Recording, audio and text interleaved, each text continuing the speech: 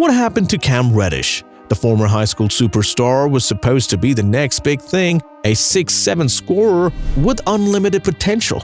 We break down the baffling fall from grace of one of the biggest what-if prospects in recent memory. Imagine being dubbed as one of the best in high school basketball prospects in the country. The complete package, a towering height, smooth handles, a silky jumper, and the ability to take over any game. Scouts salivating at your potential, projecting you as a future NBA star. Now, fast forward a few years later, and that same can't-miss prospect is being called one of the biggest underachievers and flops in recent memory. How does a dramatic fall from grace happen? Growing up in Norristown, Pennsylvania, Cam Reddish was oozing with basketball talent from an incredibly early age. At just 6'2" as an 8th grader, he was already running the point for his high school varsity team and going viral with his highlights on the internet. Talking about being ahead of the curve, Reddish seems to have it all. The size of a wing at 6'7" once he finished growing, combined with the ball-handling wizardry and shooting touch of an elite guard. As Kevin Durant himself said, Reddish's athletic ability was off the charts. He could get a bucket from anywhere on the court with his tight dribbles and smooth pull-up games. Defensively, his 7'1" wingspan allowed him to be a multi-positional stopper. By the time he was a senior, Reddish had blossomed into the prototypical modern NBA prospect. A long, skilled two-way wing who could flat outscore The Rock. It's no wonder why he was ranked as the number 3 player in the nation by ESPN coming out of high school. With such immense hype, Reddish's decision to team up with fellow top recruits Zion Williamson and RJ Barrett at Duke seemed like the perfect showcase for his talents. A collegiate super team with 3 future lottery picks? What could go wrong? Well, as it turned out, quite a bit of the talented wing. Reddish was forced into a more of a complementary role rather than being the guy. And he absolutely floundered, averaging just 13.5 points per game on a horrific 35% shooting from the field and 33% from the three. Instead of the effort-scoring flashes he showed in high school, Reddish looked completely out of sorts when he didn't have the ball in his hands constantly. He would explode for an efficient 25 points one night, only to disappear with 4 points the next. The consistency and role acceptance just wasn't there. By the end of his lone season at Duke, more questions than answers emerged about Reddish's game and mental makeup.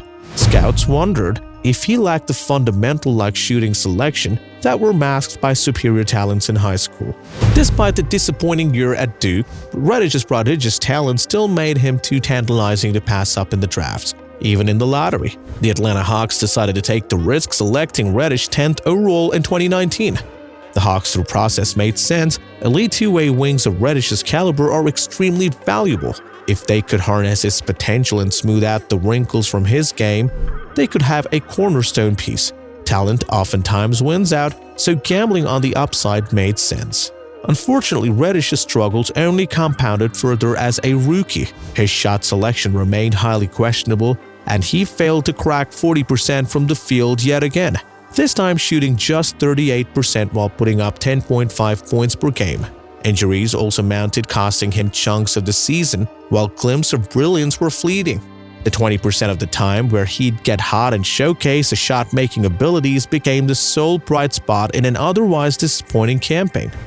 If Cam Reddish's rookie campaign with the Atlanta Hawks was tough to swallow, his sophomore season proved to be a catastrophic failure. Playing in just 26 games and shooting an abysmal 36.5 from the floor, the Hawks organization realized they may have to mortgage their future on a lost cause.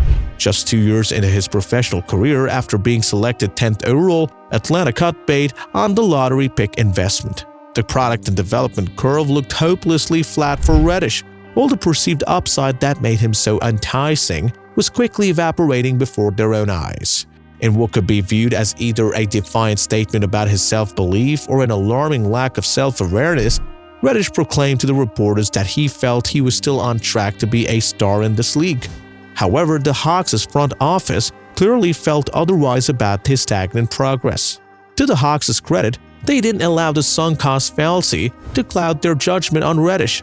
Midway through the 2022-23 season, they offloaded the former lottery pick to the Portland Trail Blazers, cutting ties in hopes of removing his baffling shot selection and lacking of fundamental growth from holding the team back. Now on his third NBA team at just 23 years old, Reddish's early career has devolved into a cautionary tale of wasted potential and stunted development for a former elite prospect. The flaws that gave teams pause about his mental makeup and fundamentals leading up to the draft have been exposed tenfold at the sport's highest level.